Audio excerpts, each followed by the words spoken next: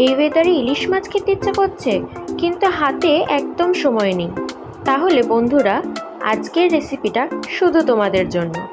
খুবই সিম্পল আর ইজি একটা রেসিপি। আর এই রেসিপিটা করতে খুবই অল্প উপকরণ লাগবে, কিন্তু খেতে অসাধারণ হয়। Hello everyone, welcome to my channel. আমাদের প্রত্যেকেরই ইলিশ মাছ খুবই প্রিয়। তাহলে চলো বন্ধুরা, একটা খুব সহজ উপায়ে ইলিশ মাছের একটা সুস্বাদু রেসিপি করা যাক। আর এই ইলিশ মাছের রেসিপিটা গরম ভাত দিয়ে জাস্ট অসাধারণ লাগবে খেতে।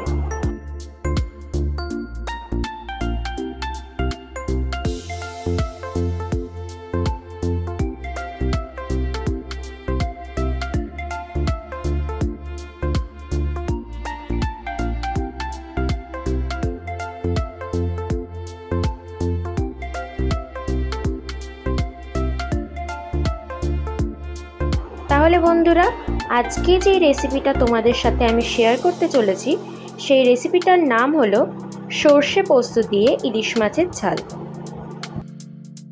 তাহলে বন্ধুরা, রেসিপিটা শুরু করা যাক।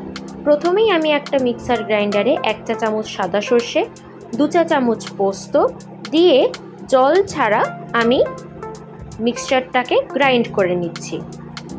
নেওয়ার পর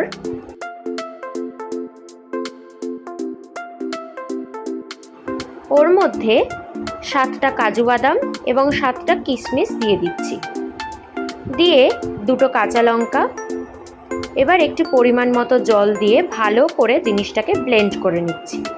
এখন বন্ধুরা, কি সুন্দর স্মুথ পেস্ট হয়েছে।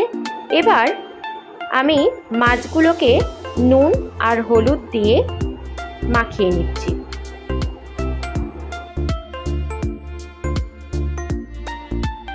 মাখিয়ে নেওয়ার পর একটা কড়াইয়ে সাদা তেল পরিমাণ মতো দিয়ে এক এক করে মাছগুলোকে ছেড়ে দিচ্ছি।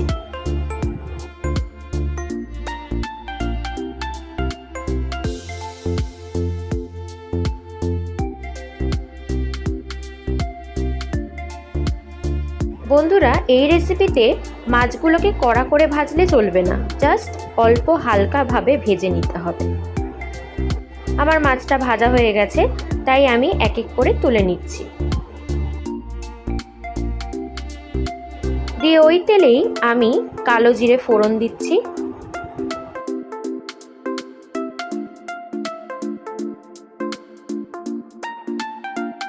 তারপরে আমি যে সর্ষে পোস্ত দিয়ে যে পেস্টটা করে রেখেছিলাম, সেই পেস্টটা দিয়ে দিচ্ছি। তারপর অল্প পরিমাণে একটু জল দিচ্ছি। যেহেতু আমার বাটিতে মশলা লেগেছিল, তাই জন্য আমি বাটি ধোয়া জল ইউজ করেছি। এবারে আমি 1 চামচ লবণ দিয়ে দিলাম। তারপরে আমি পরিমাণ মতো হলুদ দিয়ে দিচ্ছি, কাশ্মীরি লঙ্কার গুঁড়ো দিচ্ছি। দিয়ে ভালো করে আমি মিক্সচারটাকে নেড়ে নিচ্ছি।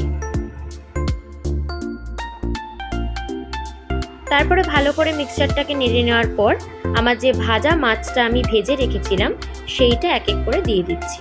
দিয়ে আমি হালকাভাবে মাছটার সাথে মশলাটার সাথে ভালো করে মিক্স করে নিচ্ছি।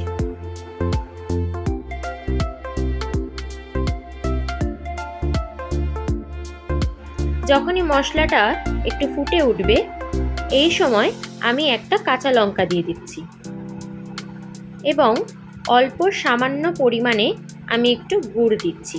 আপনারা চাইলে চিনিও ইউজ করতে পারেন, এটা শুধুমাত্র টেস্টটাকে ব্যালেন্স রাখার জন্য। দিয়ে ভালো করে নেড়ে নিচ্ছি। আপনারা বেশি মাছটাকে নাড়বেন না, অল্প একটুখানি নেড়ে চেড়ে একটুখানি ফুটিয়ে নিতে হবে। দেখুন বন্ধুরা, ততক্ষণ ফোটাতে হবে যতক্ষণ না অল্প অল্প করে তেলটা ছেড়ে আসছে। দেখুন বন্ধুরা, কি সুন্দর তেলটা ছেড়ে গেছে। এবার আমি এটাকে সার্ভ করে দিচ্ছি। তাহলে দেখলেন তো বন্ধুরা, খুবই কম উপকরণে এবং খুবই কম সময়ের মধ্যে একটা সুন্দর সুস্বাদু রেসিপি রেডি হয়ে গেল। এই ওয়েদারে গরম ভাতে এই রেসিপিটা খেতে জাস্ট অসাধারণ লাগবে। তাহলে বন্ধুরা, রেসিপিটা কেমন লাগলো আমাকে কমেন্ট করে জানাতে ভুলবেন না কিন্তু।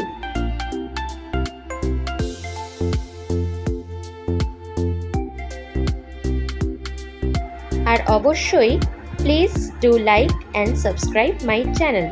Thank you.